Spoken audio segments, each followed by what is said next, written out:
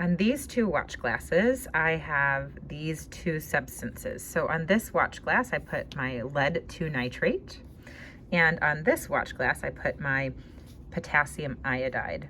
And as you can see to start with, both of these substances are clear liquids.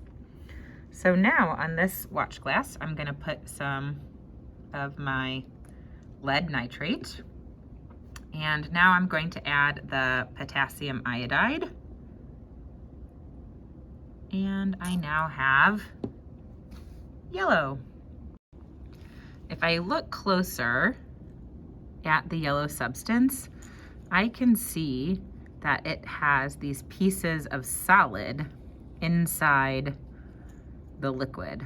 So that is called a precipitate. So now I need to answer the analysis question. Do I think the change with lead 2 nitrate and potassium iodide was physical or chemical? So an answer that would receive full points would first say that I thought it was a chemical change. And I think that it is a chemical change because originally the two substances were clear and colorless liquids.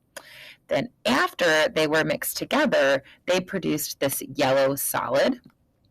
And the two signs that a chemical reaction occurred here is the color change, and then also that yellow solid was a precipitate, which if you remember in our notes, we talked about a precipitate is a sign of a chemical reaction.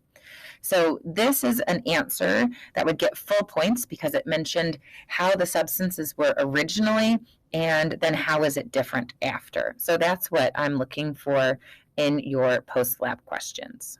A bad example of an answer to the analysis question would be chemical because something new was made.